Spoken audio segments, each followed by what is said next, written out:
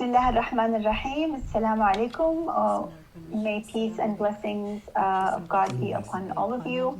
Welcome, dear participants, to another compelling Ramadan webinar series organized and hosted by CIGA, Center for Islam and Global Affairs. Today is Monday, May 18, 2020, and it is the 25th day in the holy month of Ramadan, alhamdulillah. My name is Dr. Yasin Saib. I am a non-resident fellow at CIGA, and I also teach Islamic Thought and Civilizations course at Istanbul Sabahat bin Zain University. I will be moderating today's webinar, inshallah. It is a great privilege for me to introduce a highly esteemed academic and scholar, Dr. Khaled Abou Fadl, who is the Omar and Esmeralda Elfi Distinguished Professor of Law at the UCLA School of Law, and the founder of the Institute for Advanced Usuli Studies, the Usuli Institute. He is the author of numerous books and articles on Islam and Islamic jurisprudence. His latest book is Reasoning with God, Reclaiming Sharia in the Modern Age. Today, the topic that Dr. Abou Fadl has been invited to speak about is titled The U.S. and the Struggle for Democracy in the Muslim World. We are delighted to have you, Doctor, and I'm personally a big fan. I actually watched a 3.5-hour Q&A session that you hosted just 2 days ago. That's on the Usuli website, and I benefited greatly from it. So I'm looking forward to listening to the way this will work, inshallah, as we're going to give you the floor for the next 50 minutes approximately for you to engage in this topic. And then afterwards, we will be opening it up for a Q&A session for the remainder of the time, which will commence now and will conclude at 5 p.m. Istanbul time.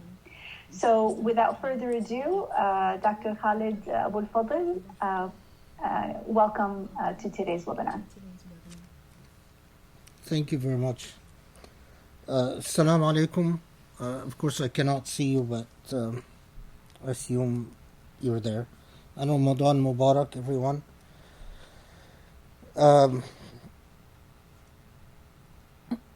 Okay, well, to start this conversation, I go back to a memory.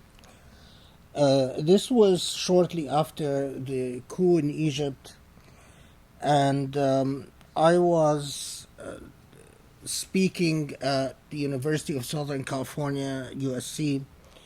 I was sharing a panel with someone from the State Department, deputy. One of the I don't actually remember the man's name, to be quite honest, but he was well placed in the State Department, and I remembered him from the days where I served on the U.S. Commission for Religious Freedom. Back then he was lesser ranked, but by 2013 or so, the man has risen in the ranks. And I was also sharing a panel with Shadi Hamid. Those who might not know Shadi Hamid and his work, he's the author of a book called Islamic Exceptionalism. And the basic thesis of the book is one that is very popular with the folks at the Brookings Institute, and also very popular with the current administration, which argues that Islam, unless radically reformed, and by reformed here meaning radically reconstructed, along the lines suggested by people like Hershey Ali and company,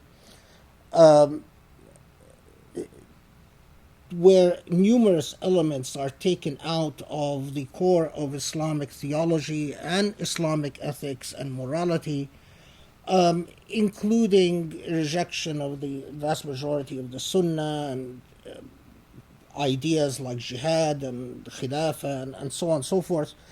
The thesis of Islamic exceptionalism is that Islam as it exists is irreconcilable with any democratic possibilities or potentials, and that Muslims are at core, unless radically revised, they are incapable of any rational, reasonable reconciliation with liberal democracy as again, and we have a very big problem with that in that thesis with how we define liberal democracy. But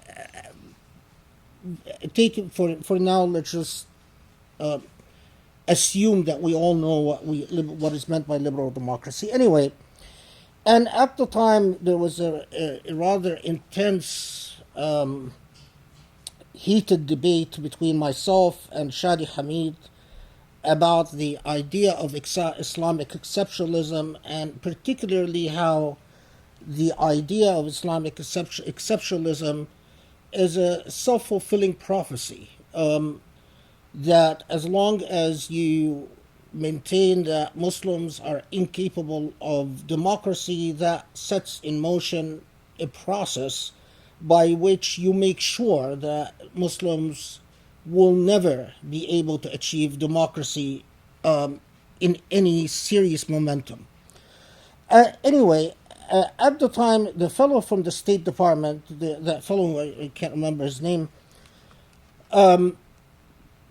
launched into a long conversation about how during the Obama administration, the United States, and again, I'm quoting him or I'm paraphrasing what he said, that the United States was very much willing to accept the idea of reconcilability between Islam, again, however we define Islam, because that's a very broad category, and I'm not always sure what people mean when they say Islam. But nevertheless, that's the category that he used and the category that Shadi Hamid used. And democracy. And that, according to the fellow from the State Department, that it was representatives from the Muslim world themselves, most prominently the Emirat and Saudi, that argued vehemently with the Obama administration that whatever misperceptions that they might have about the possibility that, again, we'll use the words that were used in that conversation, the possibility that Islamists can coexist with democracy, or that they are, in fact, can reconcile themselves to democratic values, that this is a mere delusion, and the usual arguments that we hear in this context, that Islamists, Islam, again, however we define that category, only will exploit democracy to get into power, and once they are in power, they will destroy the democratic process, and that Muslims need centuries before you can instill democratic values into them, and that they are simply not culturally ready and capable. And according to this fellow from the State Department, that it was the representatives from the Emirat and Saudi that prevailed upon the Obama administration. And what was interesting, of course, is that this conversation is taking place now after Trump has come to power. And so it's a bit archaic talking and anachronistic talking about what took place in the Obama administration, because as we'll get to in a second, things have developed and changed quite a bit. What's interesting, however, is that position that the State Department shrouded itself in this conversation after the coup, typical representative. What that fellow from the State Department was saying is a rather typical representative argument that you hear from career State Department fellows, sort of positing the U.S. as sort of a confused, unsure participant, that the U.S. is always willing to help Muslims achieve democracy, but it is Muslims themselves who are confused and conflicted and unsure. And what can the State Department do but simply take reality as it is? Well, the reason I start with this is that we now know, from everything we know about the background to the coup that took place in Egypt, what that fellow from the State Department was saying was a gross misrepresentation of what is going on in the United States, and a gross misrepresentation of the collective, let's say, thrust of thinking. When I say the United States, I mean in the annals of power in the U.S., where it matters. The decision makers that really do make a difference. It is true that after the Egyptian elections and the coming of Morsi to power and the events leading up to the coup by Sisi in Egypt, it is true that Obama himself and a small group of advisors to Obama were lukewarm about the possibility of democracy, especially in the Middle East. Of course, they generalize, they speak in terms of Islam and Muslims, although often they mean the Middle East specifically. It is true that Obama at times was optimistic about the possibilities for the growth of democracy in the region, but it is also true that his position individually and his advisors was far from committed. At the same time, the thrust of the American government, the momentum of the American government, did not mirror Obama's position. At the same time that Obama was rather lukewarm, we know that John Kerry, who was the Secretary of State at the time, was strongly supportive of the coup in Egypt, met with Abdel Fattah al-Sisi several times, spoke with him regularly. And we also know now that John Kerry belonged to a liberal, although of course a Democrat, and with liberal orientations within U.S. politics, but his view of the possibilities of democracy in the Muslim world was, to say skeptical is an understatement. He believed that democracy cannot grow in again, maybe I'll use the expression Arab countries for now, but often they speak in very broad terms in terms of the Muslim world in large. But that democracy has no future in countries like Egypt and Tunisia and Libya and Yemen and so on, and that he, contrary to what we would often tell Obama himself, John Kerry went out of his way to support the coup in Egypt. More than John Kerry's position was the position of the Secretary of Defense, Chuck Hagel. Again, a Democrat. Again, technically a liberal. In other words, within U.S. politics, not supposed to be a conservative Republican. But Chuck Hagel in terms of his foreign politics, although again officially did not ascribe to the Clash of Civilizations thesis officially, Chuck Hagel in everything that concerned the Muslim world was a straight arrow, a believer in dictatorship in the Muslim world as the only thing that can guarantee U.S. interests, and also the only thing that is compatible with the way they saw the legacy of Muhammad, the legacy of the Prophet Muhammad.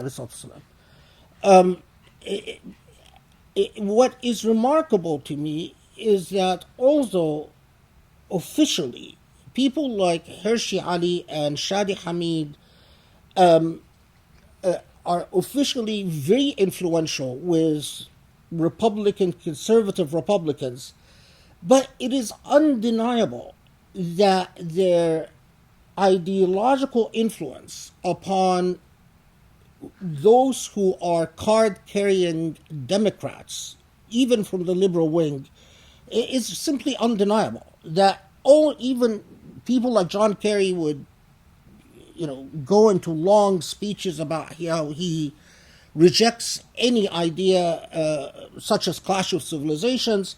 But John Kerry was a firm believer that democracy has no future in the Muslim world. Chuck Hagel, again, officially very much opposed to Clash of Civilizations and Samuel Huntington and so on, but again, a firm believer that democracy has no future in the Muslim world. Now, add to this that at this core time during the Obama administration, we were witnessing the rise of people who are going to become extremely influential in today's U.S. politics. Jared Kushner was a major player behind the scenes with Yusuf al-Ateba, who was the United Arabs ambassador to the U.S. They were close friends. Kushner met regularly with Yusuf al-Ateba, met regularly with Adel al-Jubair, the Saudi ambassador to the U.S., partied with Adel al-Jubair and Yusuf al-Ateba regularly. In fact, I'll even tell you that Kushner, I even know the restaurant, it's called Hamilton in Washington, D.C., where al-Ateba and Kushner would meet and drink and party and have very expensive dinners and talk about how the most dangerous movement in the Muslim world are the so-called the Arab Spring and the rise of democratic movements. Certain players who became far more influential later on, like Michael Flynn, the author of The Field of Fight. If you want to read a card-carrying member's manifesto of Islamophobia, read The Field of Flight by Michael Flynn. Michael Flynn, even at the time that he was removed from his in he remained very influential in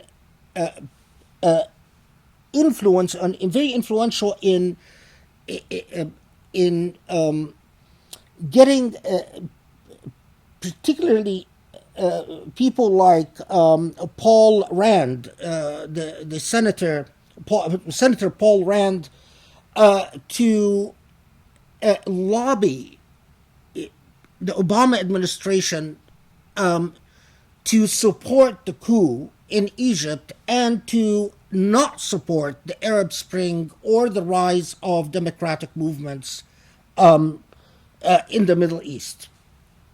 Okay, now we know that once the Obama administration went away, people like Jared Kushner, of course, rose in prominence and in power. Michael Flynn became ideologically extremely influential, whether he is in an official appointment or not, really doesn't matter. The thought of people like James Mattis, here in the U.S., we refer to him as Mad Dog Mattis. Again, ideologically, the ideas of James Mattis today are extremely influential. And the Trump administration doesn't bother with the niceties that people like John Kerry and people like Chuck Hagel bothered with. The Trump administration is rather very blunt in in parroting the language and ideas of the clash of civilizations,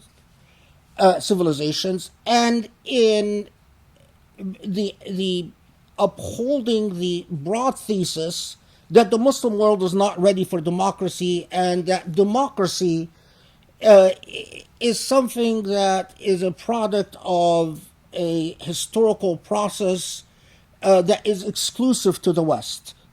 And that, again, however we define this term, Islamism, whatever that means, and Islamists are theologically and ideologically incapable of coexisting with any form of democratic governance.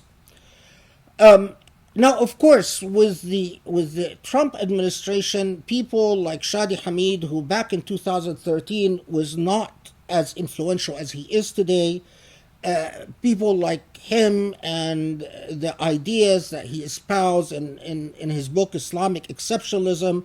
Islamic Exceptionalism has now become like a Bible in the State Department and in the Department of Defense, leave alone the CIA or intelligence community, which the intelligence community always tends to be far more right-wing than the State Department.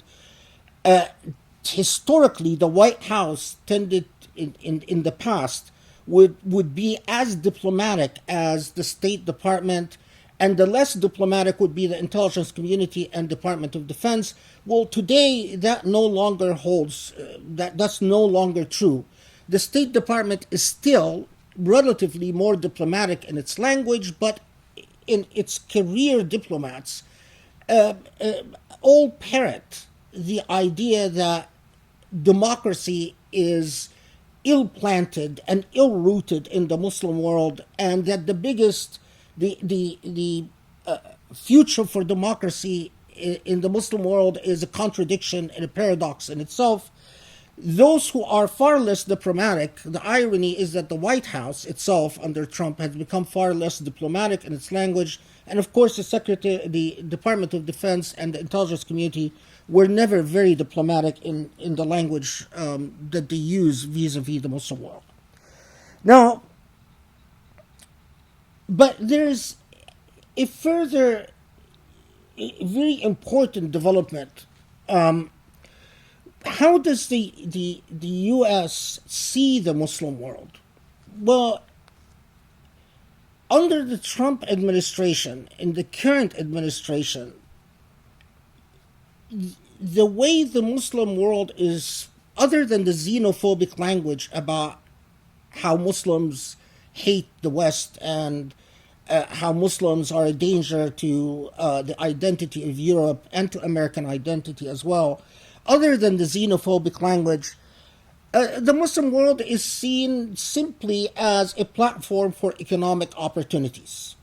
And a raw calculations of cost and benefit analysis without bothering with things like ideals and ethics. But what has become even far more prominent is the centrality of the notion that and this I want to underscore because it doesn't get sufficient attention in the academic world, definitely in the US.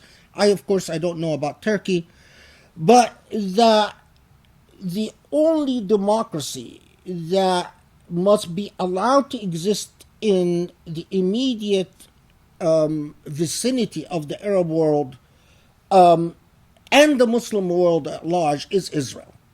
That ideologically, a, in terms of long-term national security interests, Israel must maintain a unique position as the bastion of Western values, and again, whatever that means, in that heartland. Now, of course, we later on we learned that Israel played a significant role in destroying the Arab Spring, and especially in the coup in Egypt and bringing Sisi to power. And Israel played a major role in joint with the Emirat in destabilizing that region and making it inhospitable to the growth of any significant democratic movement. But what is stark in American politics these days is how blunt the discourse is about, at the same time, the irreconcilability of Islamic values with democracy and the critical importance of preserving a privileged position and a unique position and an uncompared position for Israel in that region. Now, there's, however, a significant development that I want to underscore, that often I hear the question of, does the U.S. Would the U.S. actively undermine the rise of democratic movements in that region? And I don't think the U.S. needs to. What the U.S. has figured out, I think through a long historical narrative, is that the nurturing and careful breeding of a class of rulers, often that attend the National Defense University or that have a process of acculturation in certain academic institutions in the U.S., that all you need to do is breed proxy rulers that adopt wholesale, for all practical purposes, the traditional hostility of the right-wing evangelical movement in the U.S. and the right-wing Zionist movement in the U.S., their hostility to everything that Islamism represents, whatever that means, again, that they internalize this hostility. And here I'm talking about people like Jubair and people like Adil Jubail and Yusuf al-Utayba, who are, for all practical purposes, they speak English fluently, pretty much without an accent. They were educated in American universities. I know a lot of the professors that taught them. I know how right-wing these professors are and were and continue to be. And what is remarkable is that this class of rulers, including people like Sisi and Sisi's family, including anyway, so I don't get into areas that could cause me a lot of trouble, so I'm not going to talk about particular students, but that are willing to internalize a lot of the thought paradigms that a decade ago we associated with people like Samuel Huntington.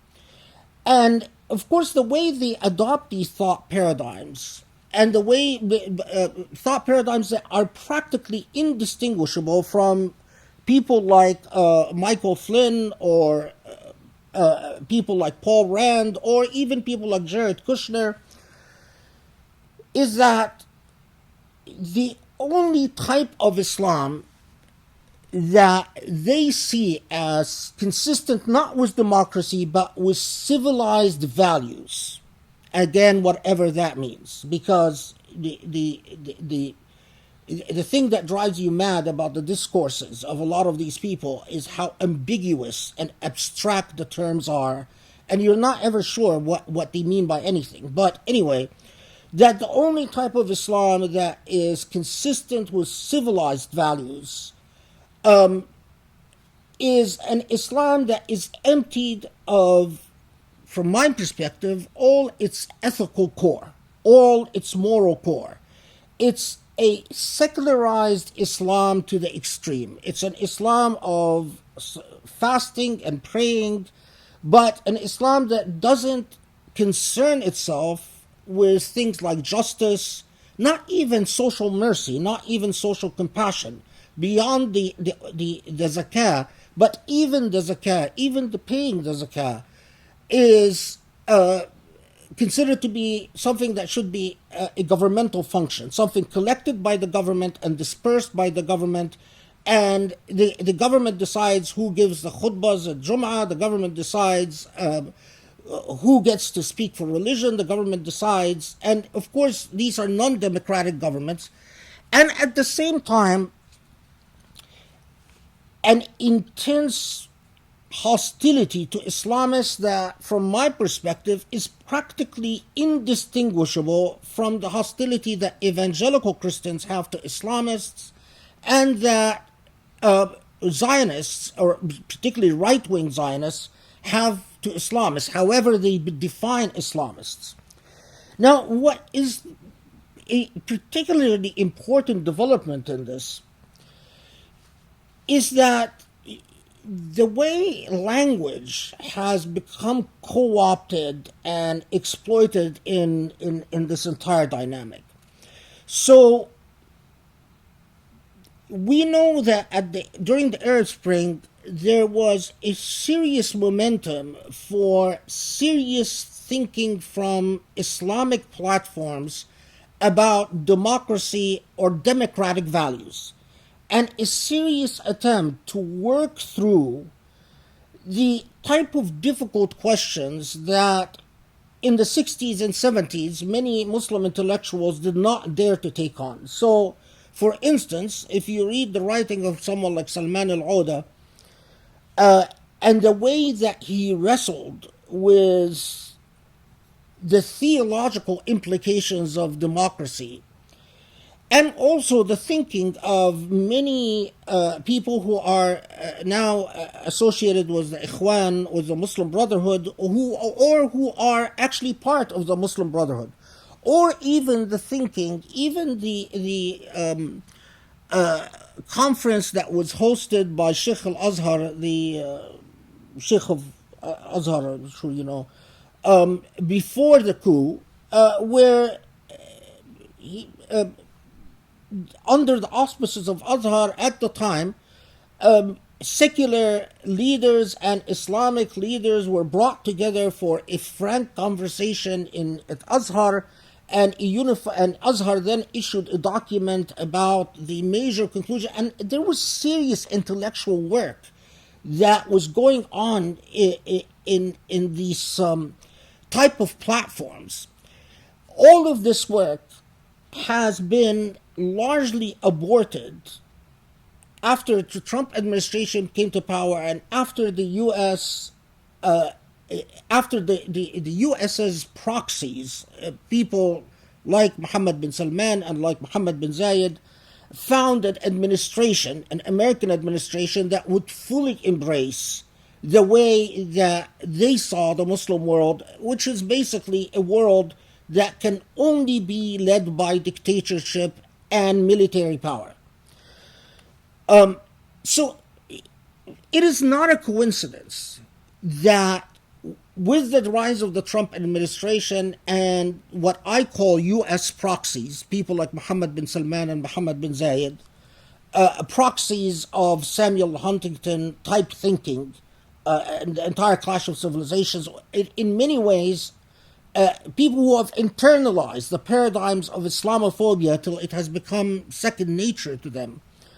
And here I mean Mohammed bin Salman and Mohammed bin Zayed, because in my view, these are core Islamophobes, whether they realize it or not. Their ideological paradigms are indistinguishable from the paradigms of a Daniel Pipes or a Stephen Emerson or a Robert Spencer. In fact, it's quite amazing. I mean, the same rebuttals that I might have to Daniel Pipes would be exactly what I would say verbatim to Mohammed bin Zayed or Jubair or Al-Utayba and so on and so forth. So it is not a coincidence that people like Salman al-Auda are languishing in prison, in these class of Muslim intellectuals who were doing the hard work of wrestling with the inherited theological tradition and asking the difficult question about how can this historical legacy be made consistent with a more egalitarian and a more representative system of governance. And that is something that was represented not just in the writings of Salman al-Auda, but in a lot of his speeches. And I'm just mentioning Salman al-Auda as an example. For the type of turn that this perspective, sort of the Trumpian perspective, which has become the predominant U.S. perspective, unfortunately, and the proxies of the U.S. in the Emirat and Saudi and Egypt has had. So we end up with a rather ironic situation. Now there is a code word whenever Saudi and the Emirat and Egypt and the pro-Emirat, pro-Saudi people in Yemen, or the pro-Haftar groups in Libya, whenever they want to condemn democracy, it is rather ironic now that the category they use to condemn all supporters of democracy that come from a perspective that is even slightly Islamic is the accusation that they're all Ikhwan Muslimin, Muslim Brotherhood.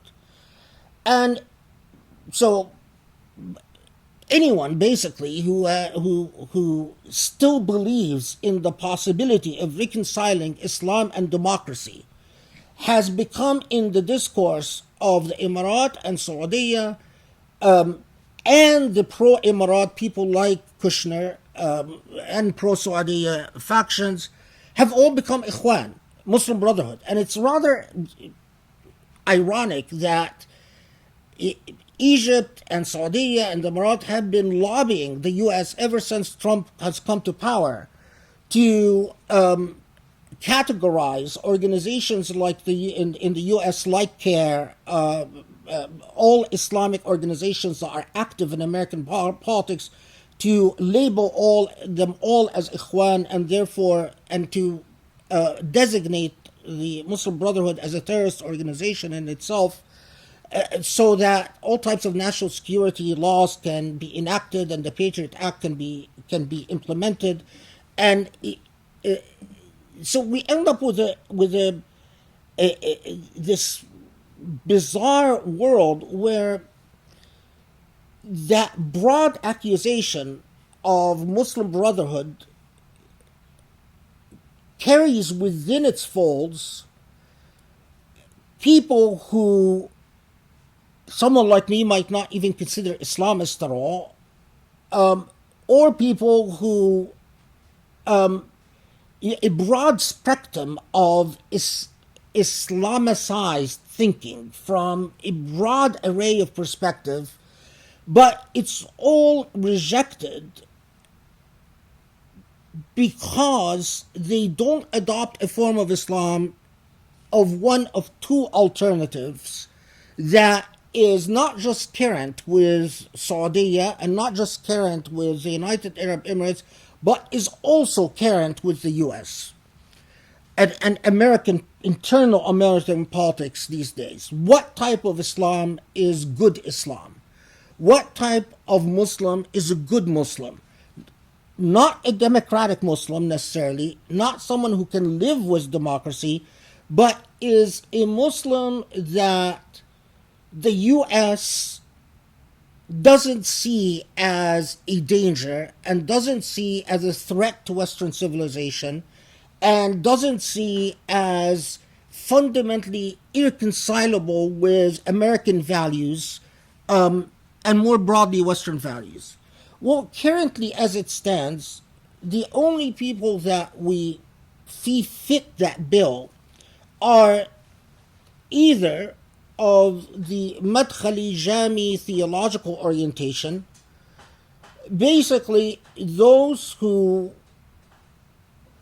designate themselves officially as Salafi, but vehemently believe that a Muslim should not be involved with politics other than the politics of obedience to the ruler, whoever that ruler is. Whether that ruler is a Muslim or not a Muslim, by the way, doesn't matter.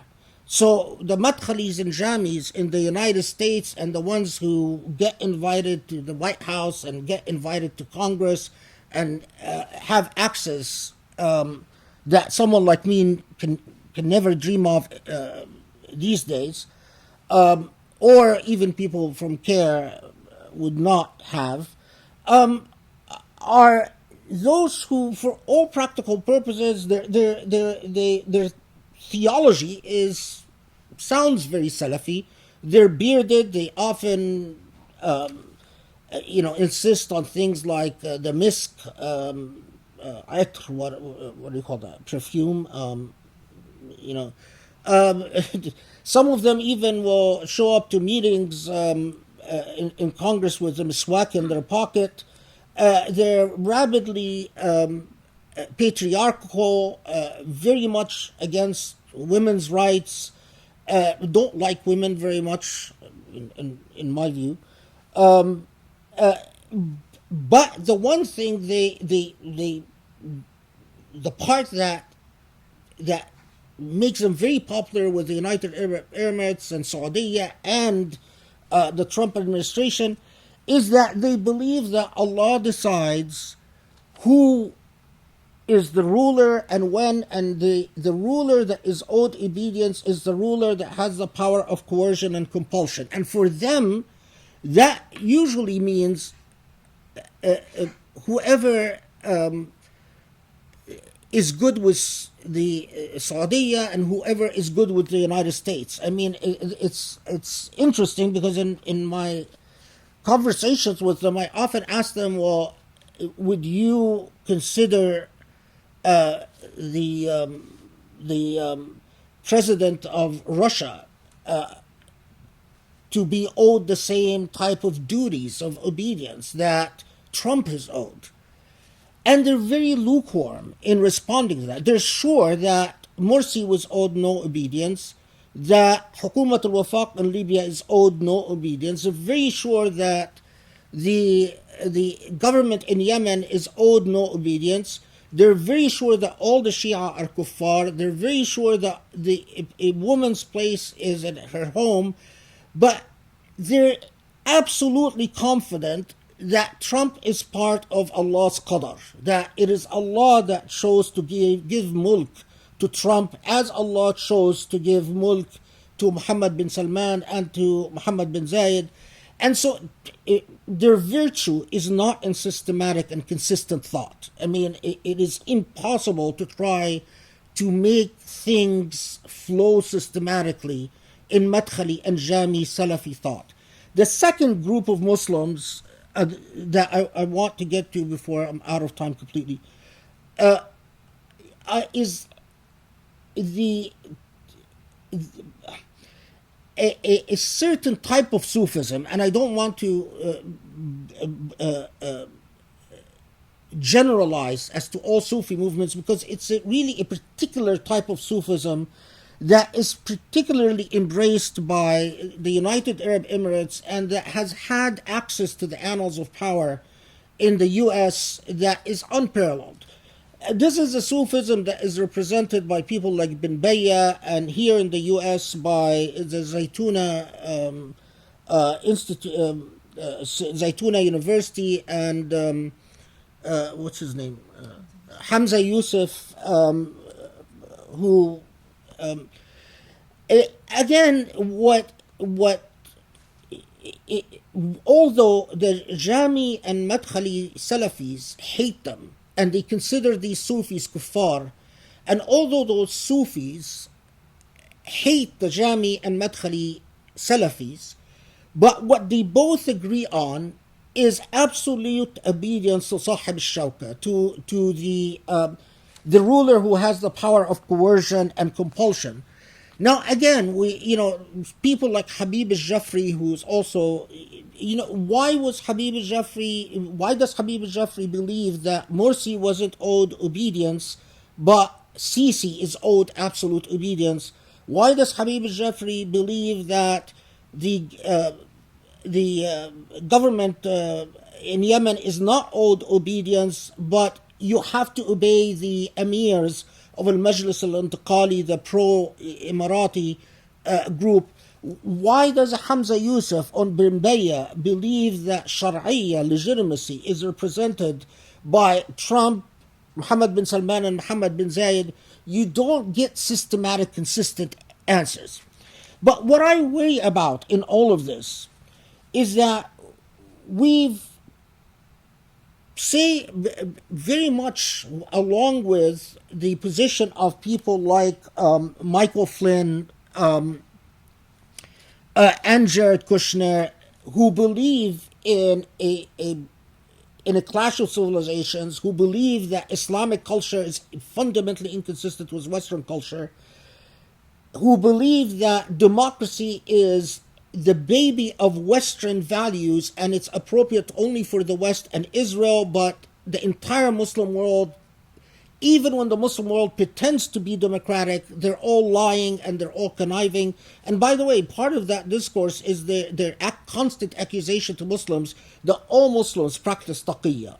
All Muslims, even when they tell you we believe in democracy and we believe in votes and we believe in representative government, that they're always lying and they're consistently dishonest. What is remarkable is that when you unpack what Jami and Madkhali Salafis say and what the Sufism of people like Bin Bayya and Habib al-Jafri and company, do they believe that there are something like Islamic values that are inconsistent for the most part with Western values? Yes. Do they believe that representative democracy is something that is good for the West but not good for Muslims? Yes.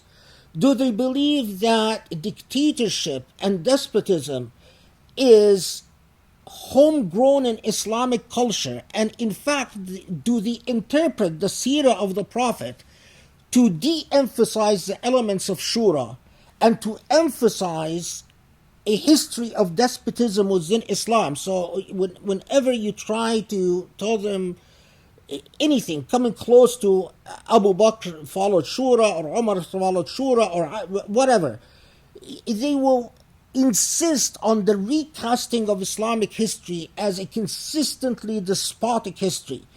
The amount of parallels between these groups and the neocons of the United States is truly confounding.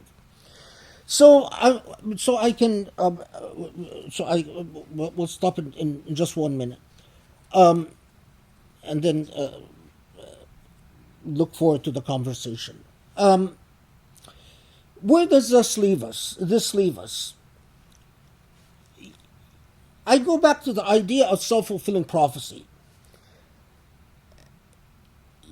Right now, because of the alliance of this remarkable group of the neocons and evangelical Christians with Israel, with the Emirat, with Saudi, with the Egyptian government, and their attempt to force an extension to themselves in Yemen and Libya, and their insistence that any Muslim that speaks about democratic aspirations a is Muslim Brotherhood, and that even when that Muslim says, I've never belonged to the Muslim Brotherhood, I actually don't know much about the Muslim Brotherhood, they're insistent that no, you are Ikhwan. That alliance represents a very serious challenge to the rise of democracies, at least in the Muslim world, the part of the Muslim world that is in the Middle East, especially. I'm not sure about Malaysia and Indonesia. I mean, these raise very different types of questions. But a lot of what I say applies to Pakistan, for instance. And it, I struggle to convince myself of something that is more optimistic. There was at one time that we thought that the clash of civilization thesis and its ideas was a marginal and an aberration to the thrust of American thinking where it matters. But I don't think we can say that anymore. I think where the holders of power in the US, like the holders of power in Saudi and the Emirat, share these, from my perspective, deeply anachronistic and deeply ahistorical understanding of the relationship between Islam and democracy. And I'll stop here and look forward to the conversation.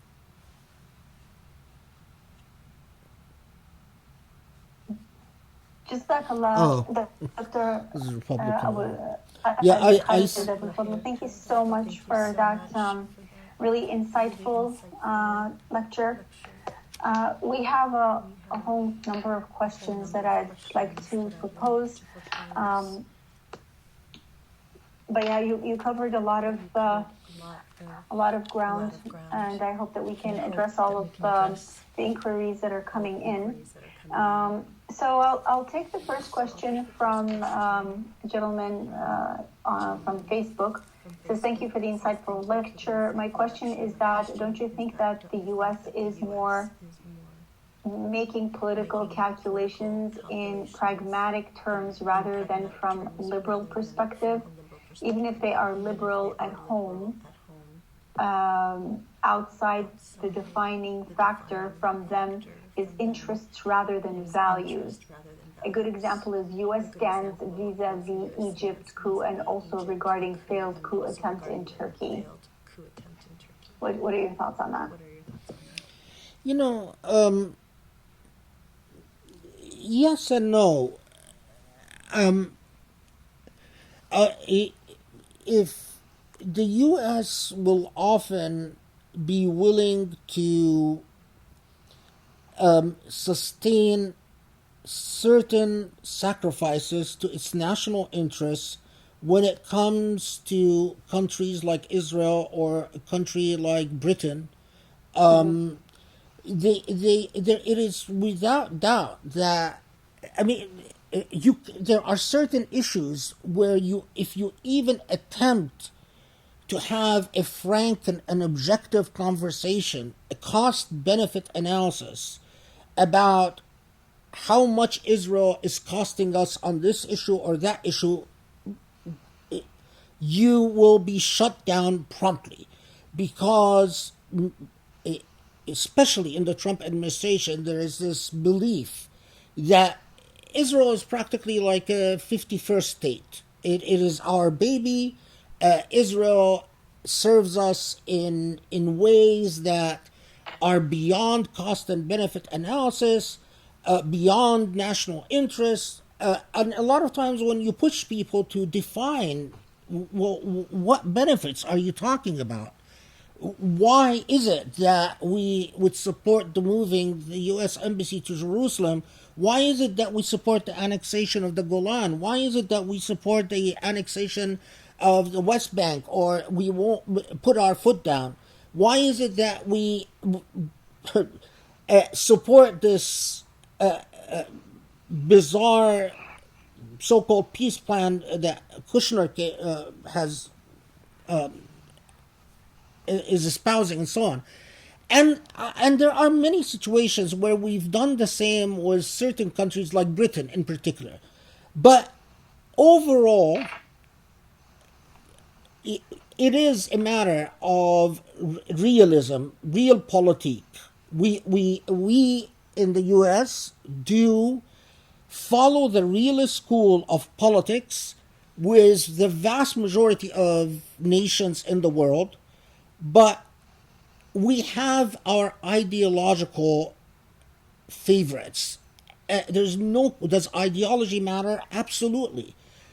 Does the perception that we are part of the Western civilization, and we are a part of the so-called Judeo-Christian tradition, and that sometimes might cost us things that when if you just on an analytical basis don't make sense.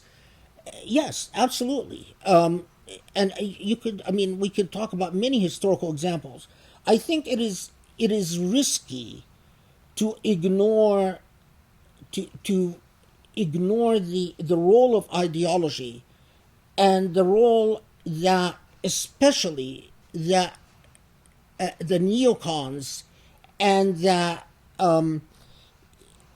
new Christian front, the rise of this whole idea that the U.S. is a Christian nation and must go back to its Christian roots.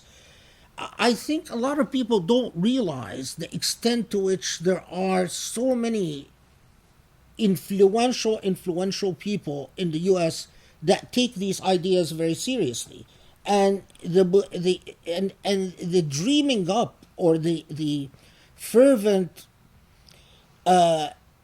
fantasy that the natural enemy of Judeo-Christian civilization is the Islamic civilization.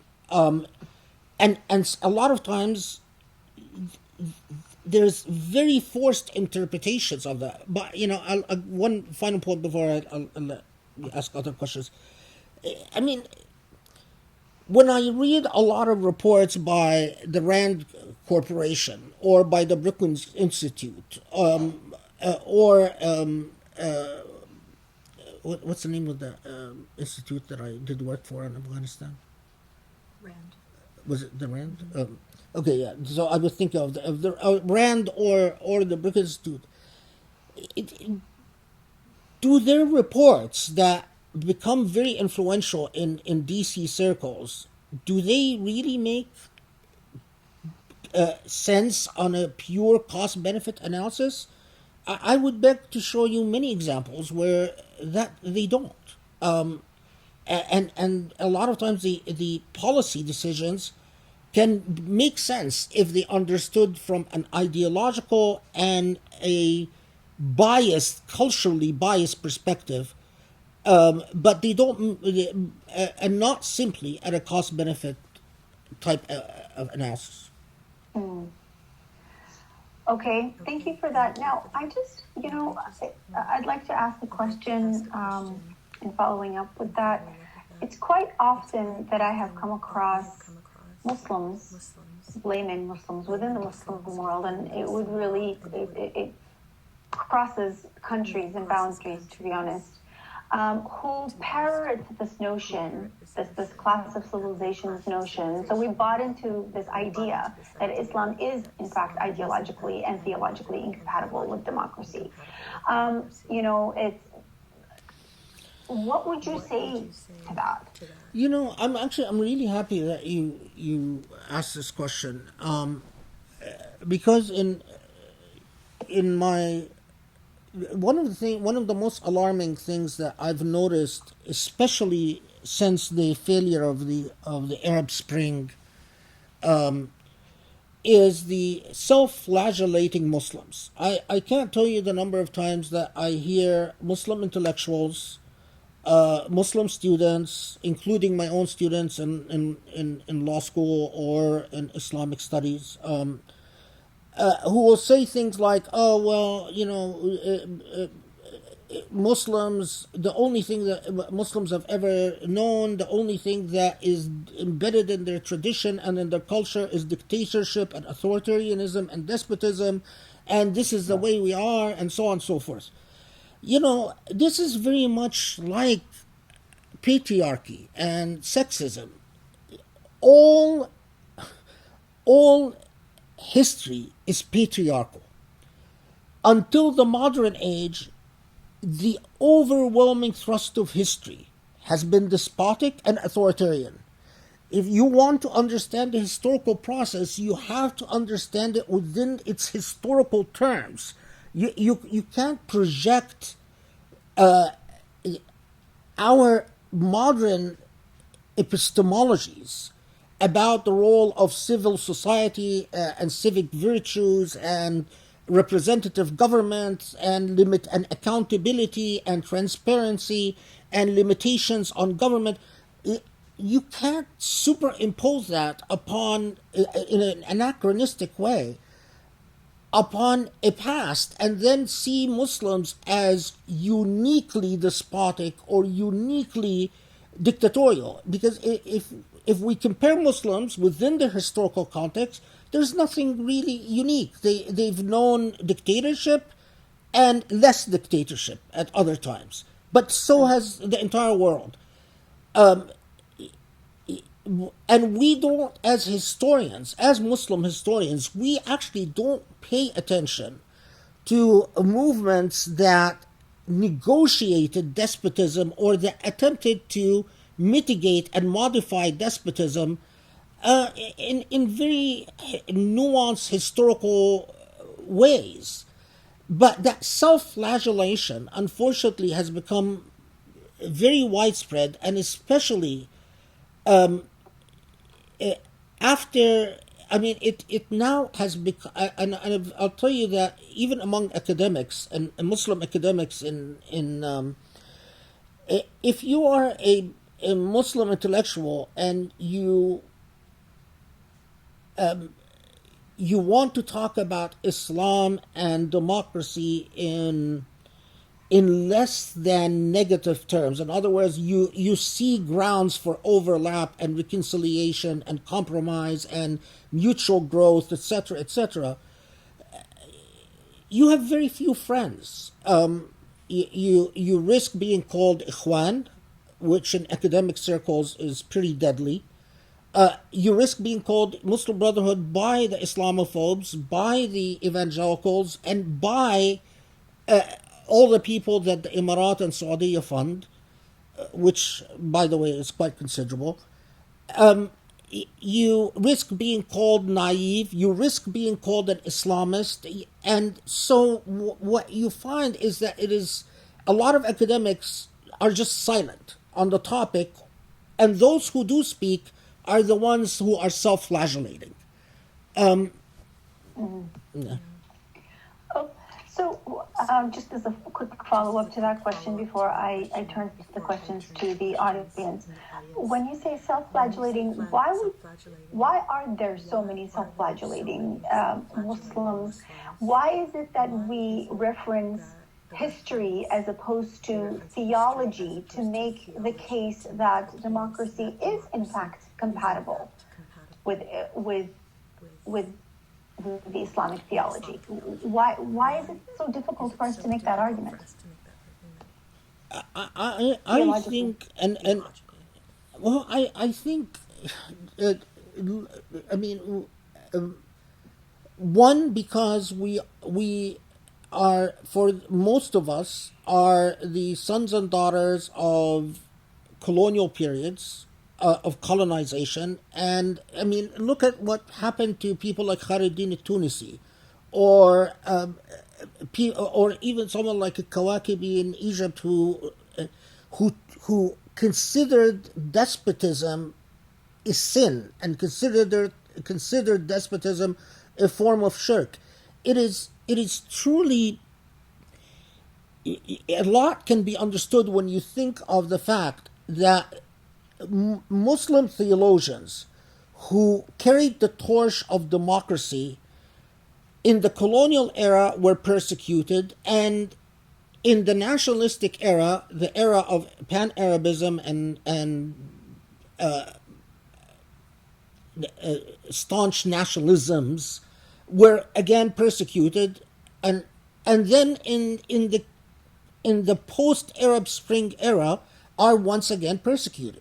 I mean, when you have someone like Salman al-Auda start to bravely, or someone like Khashoggi, I mean, theologically, people don't pay attention to the fact that much of what Khashoggi said, in a very nuanced way, reconciled many Islamic theological concepts with democracy, and did it on the category he was interested in was Saudi. But a lot of what he said, and especially to young people that attended his conferences and his conversations and so on, and the same thing can be said to Salman. So my point is that for a lot of intellectuals, there's a very high price, especially nowadays, for attempting that daring thing of talking about Islamic theology and democracy as compatible. And in fact, in my view, not just compatible,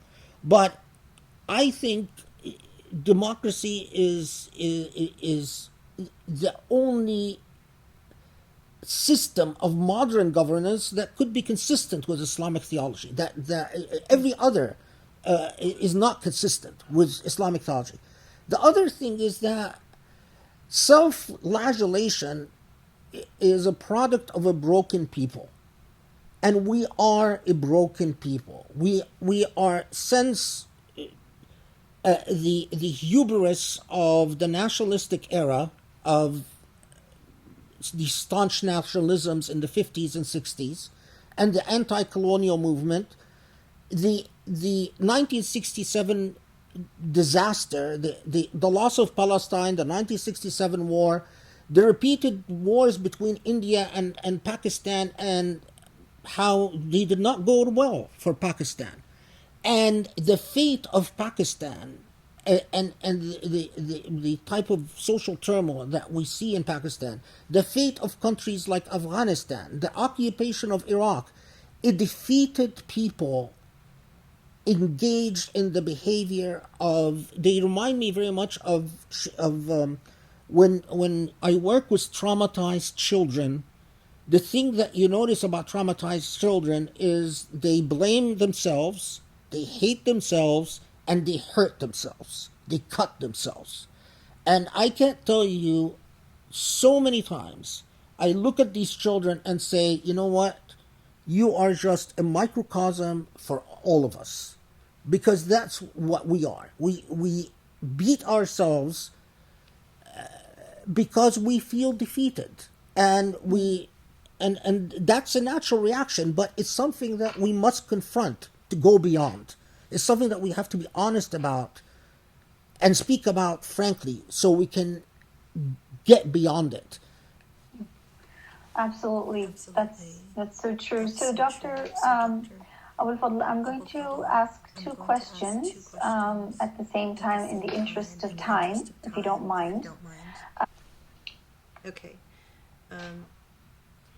Do you think one of the few ways to prevent the reactionary triad of the House of Saud, UAE, and Sisi regime from stifling democracy in the region is by developing a counter-hegemonic Islamic bloc of nations that exert their sovereignty from the petro-monarchies and their imperial and Zionist backers? Okay, that's the first question. And the second one is, what reason would Trump administration officials have to not support democracy in Tunisia?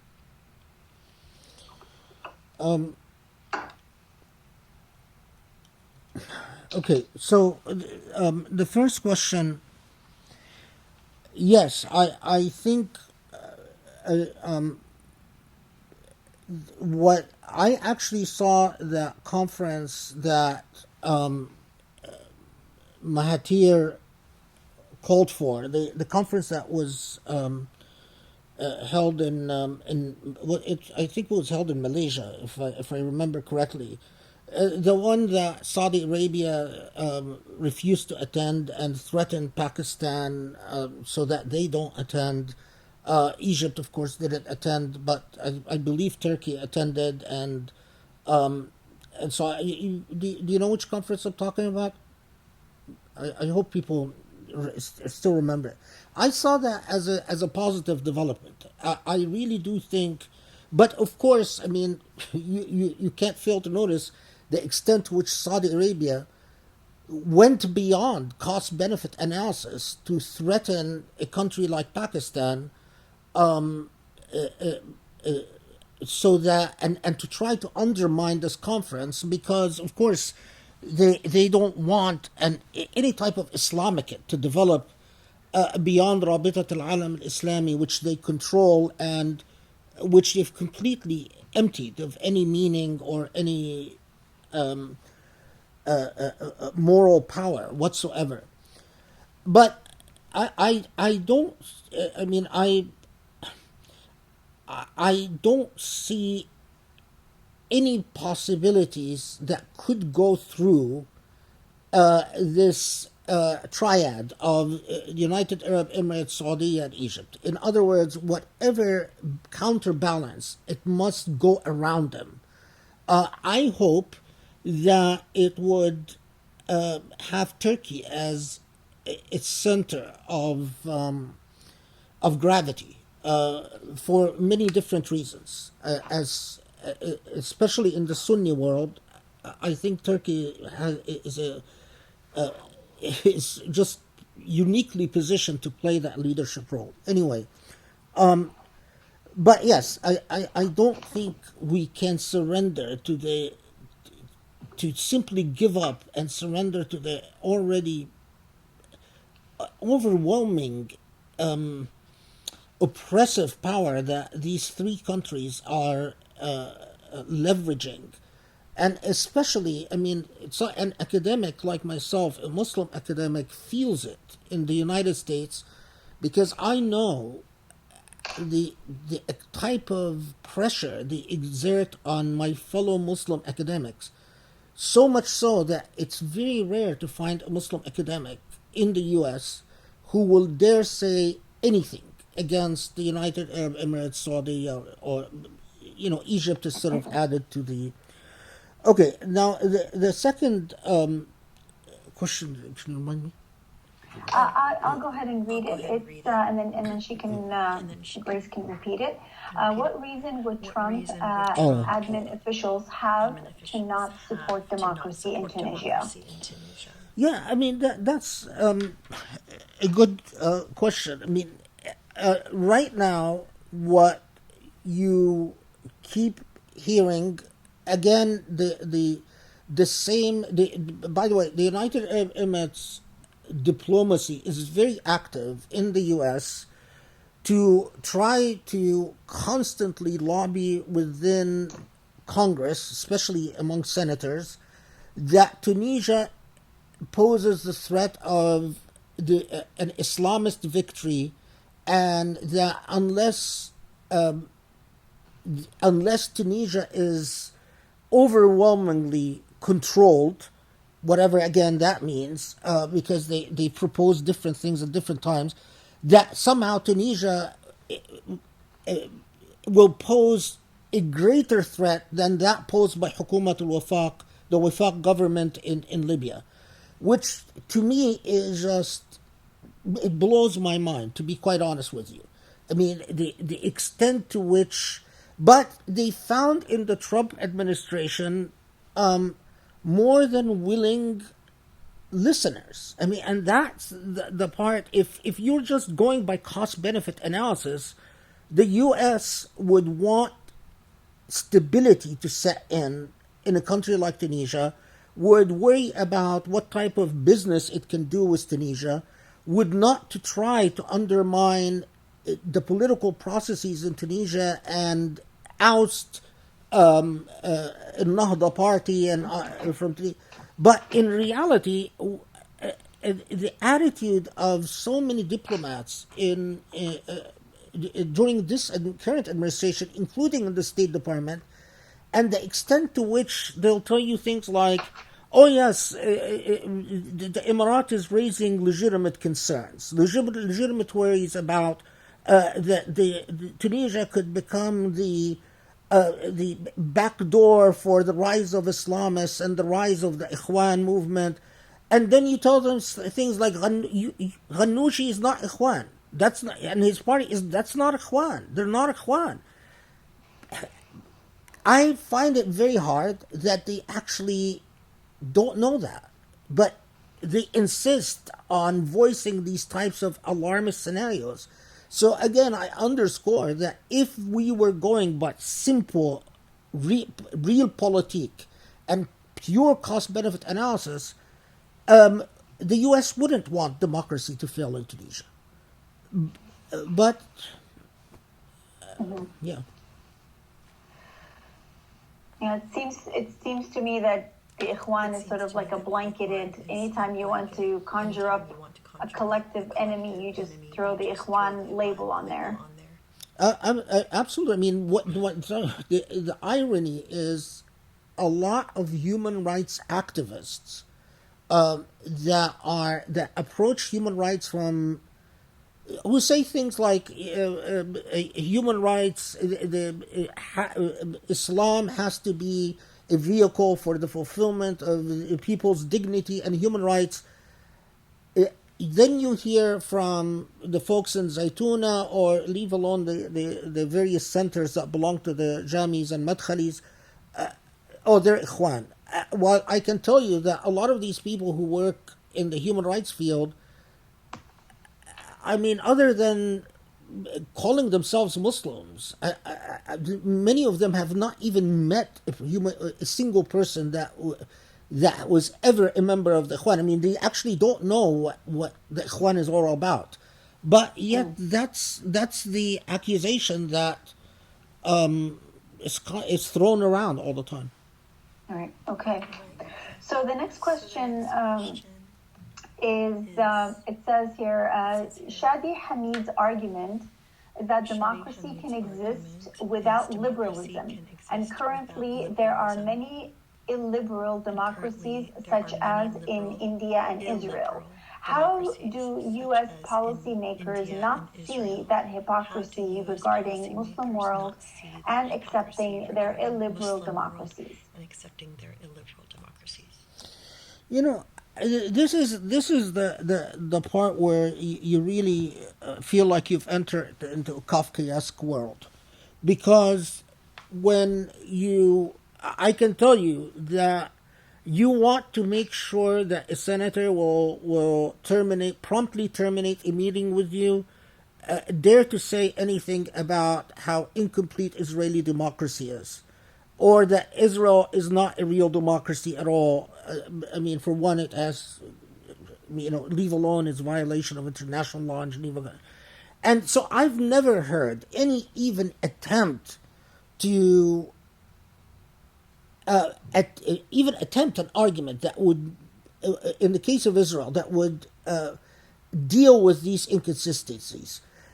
India is, in the current administration, the White House has had nothing but good things to say about the Hindu nationalistic government in India. I know that we've tried to get, especially after the Kashmir crisis, we've tried to get the White House and Congress to condemn the human rights record by the current government in India, and other than what the State Department says in its country reports, in its annual country reports, we have not been successful. We've met an enormous amount of resistance. We've met even enormous amount of resistance, even with the Commission for Religious Freedom, the commission I used to serve on. So I don't see a serious attempt to actually make any type of systematic effort to defend these inconsistencies, other than simply what you hear all the time is that, well, Muslims, Islamic theology there's always the danger of radicalization among Muslims, and so the Indian government's concerns are legitimate concerns because the Muslim minority could pose a threat to a jihadi type threat to the stability in India, and you hear the same thing about Israel, and that's exactly what I call Islamophobic, bigoted discourse. Exactly. The next question, thank you for that. The next question is says, thank you for your brilliant lecture. Many people sympathetic to mainstream political Islam are listening to this talk. What criticism of the Muslim Brotherhood do you have in terms of their attitude towards democracy and human rights? What ideological and political changes should they undertake to better advance the struggle for democracy in the Muslim world? Yeah, I mean, I'm actually not. I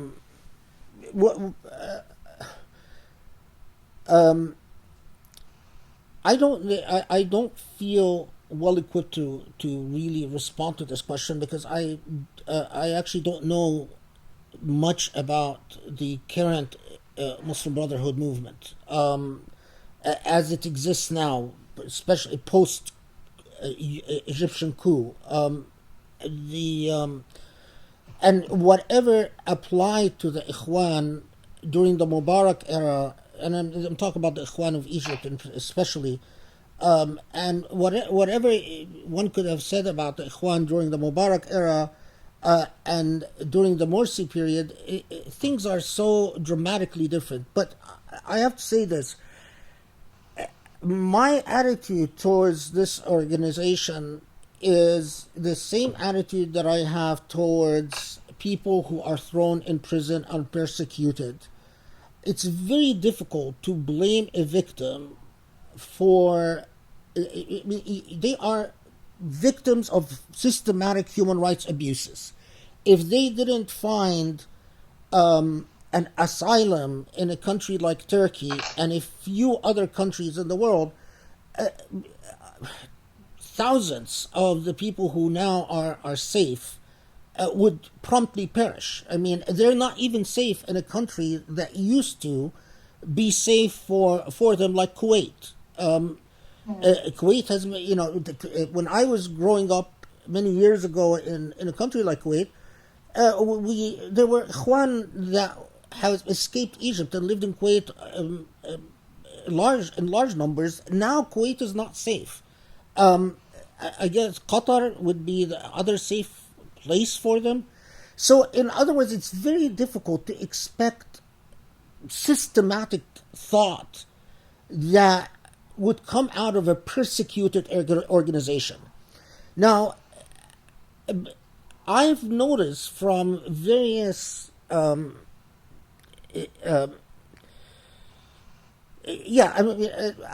because I'm not a I've heard and read a lot of criticisms of the Ikhwan, but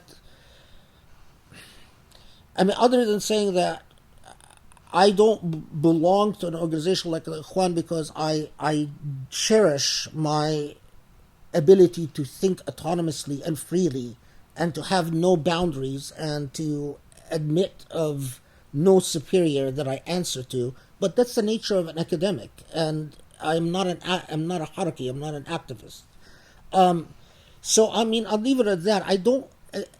There's a lot that I can say about various Islamic thinkers, and from my perspective, their failure to understand that the entire edifice of Sharia and the epistemology upon which Sharia tradition was founded needs to be rethought. That there are a lot of things that I think are, and I argue this in Reasoning with God, the book that you mentioned, and a lot of what, but I am even hesitant to say that a lot of what I say applies to the Ikhwan of today, because I simply don't know what the Ikhwan of today say. I mean, I don't know what their positions are.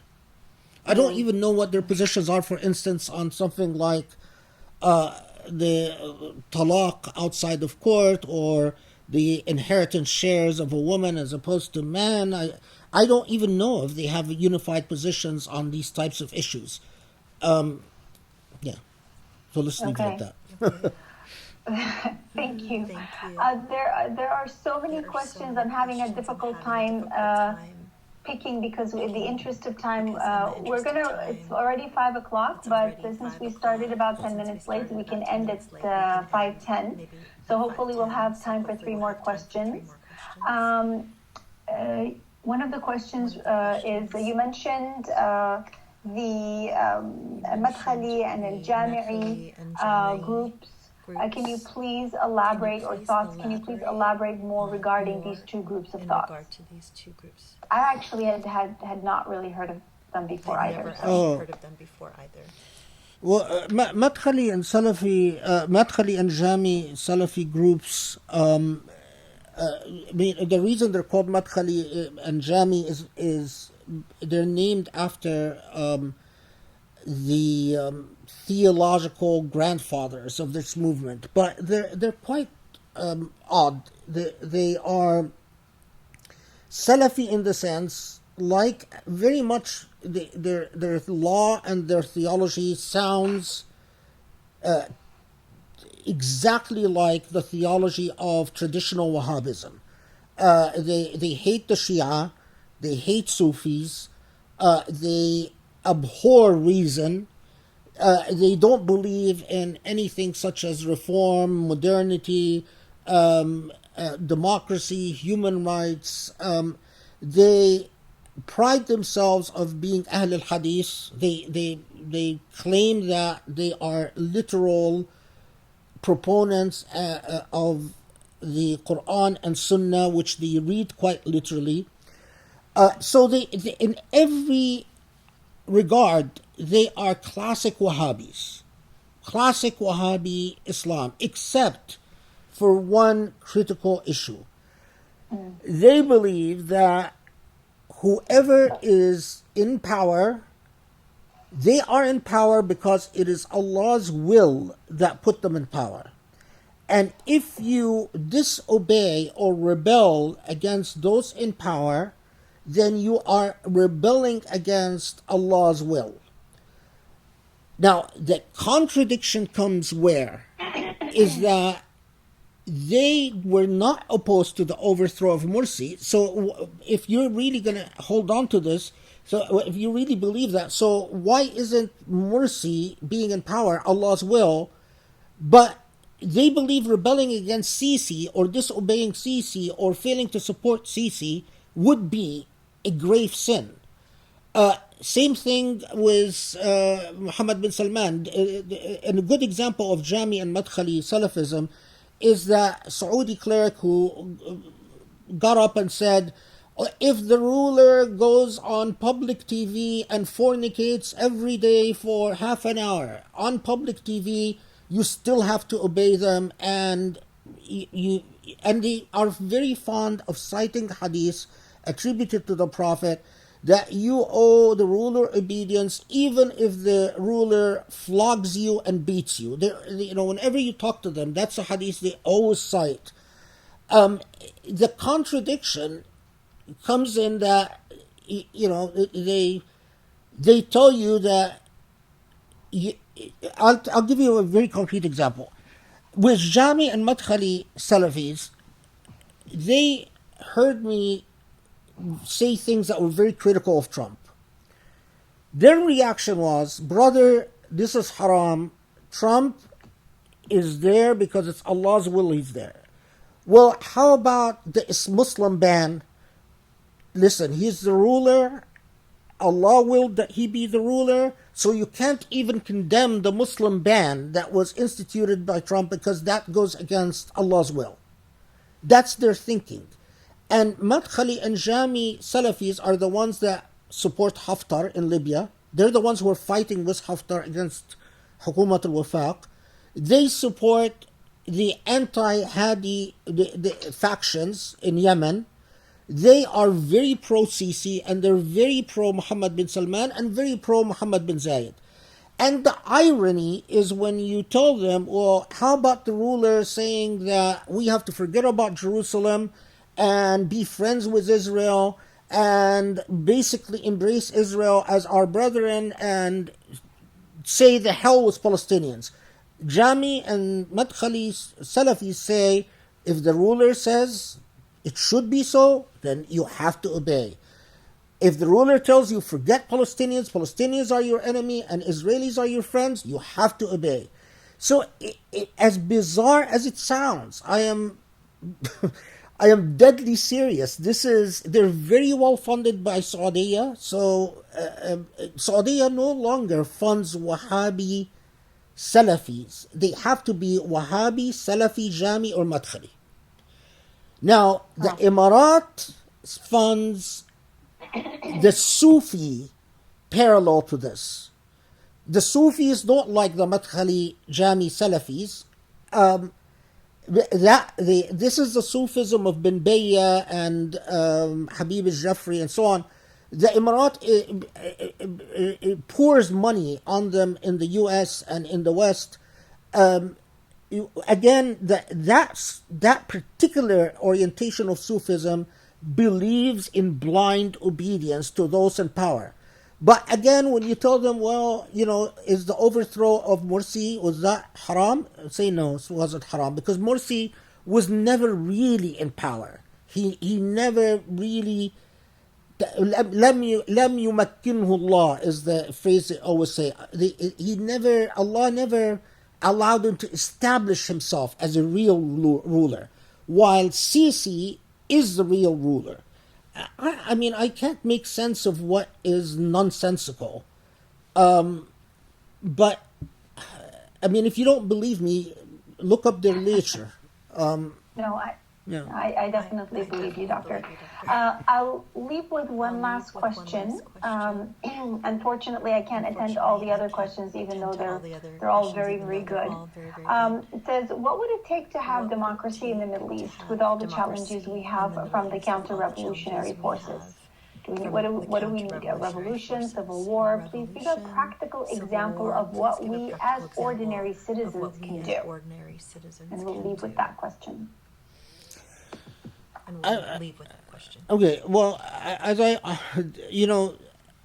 I often this is, as you can probably imagine, this is a question I frequently get, especially from younger people, especially students. Things, when you have the Trump administration, the United Arab Emirates, Saudi, and so on, stacked up all against you, and these... I always say the same thing. Insisting upon an Islam that is not emptied of immoral and ethical content.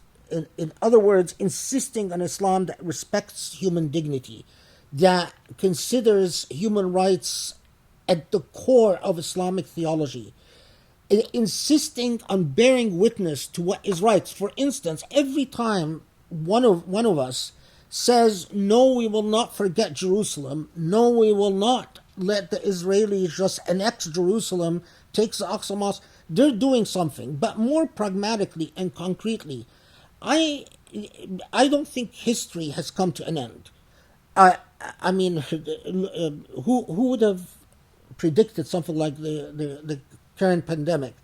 I think, can I tell you that I honestly, am I confident that the Saudi government won't be overthrown, or the Egyptian government won't be overthrown a year from now, 5 years from now, 10, 20 years, even 100 years? As long as the ideas remain alive, then there's hope.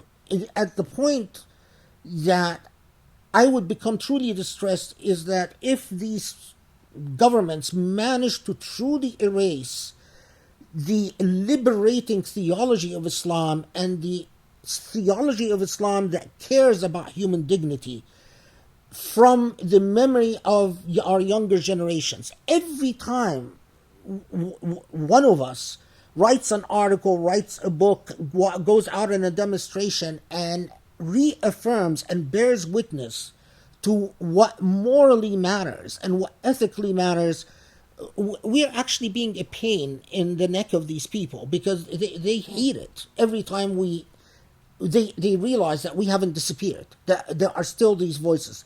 The other thing is, I mean, if I was living in the Middle East, I would be working all the time to try to support a revolution, because I think as long as these corrupt military governments in countries like Egypt and these corrupt royal governments in the Emirat and Saudi, I think the Saudi, I look at the Saudi government as an occupier of Hijaz. I mean, maybe I'm extreme in that sense, but I honestly want my Hijaz liberated, because the type of dishonor that they have committed against Hijaz offends me to the core. Other than keeping that message alive is very important. I wish I mean, and of course, keep in mind, I'm not an activist. You know, I'm a person that lives with general big ideas, and so you don't trust my sense of activism. But I know that if I lived in Egypt, I'm 99.9% I would be in prison now, because I wouldn't be able to just stay silent. I would work very hard to overthrow that government, because I think it's obscene and I think it's immoral and it's un-Islamic all at the same time. Well, Dr. Abou Fadl, I think advising Muslims to uphold morality and ethics is definitely very, very good and sound advice. I hope we can start there, inshallah. On that, our time is up. So I wanted to thank you so much once again for engaging us in a stimulating discussion. And I also want to thank the audience for your participation. But before I let you go and sign off, I just want to make two very quick announcements. The first one is that on Wednesday, there's going to be a special conversation, Wednesday, May 20th, from 1:30 p.m. Istanbul time to 2:30 p.m. for an hour, a conversation on Kashmir and Palestine and the struggle for freedom. And His Excellency Masoud Khan, President of Azad Kashmir, is going to be participating in this discussion, and we're going to have two moderators. So I hope you'll tune in for that. And the second announcement is that tomorrow, inshallah, we're going to have another speaker who's going to be discussing Dr. Hussein Al-Kazzaz, who's going to be, he's from the Insan Center for Civilization Studies in Turkey, and his topic is going to be titled Ummah Revival Discourse, A Critical Question. So I hope you'll join us back here again, same time tomorrow, 3:30. And I thank you all once more for your very kind participation, and I wish you a pleasant day. Assalamu alaikum. Ramadan Mubarak. Ramadan Mubarak.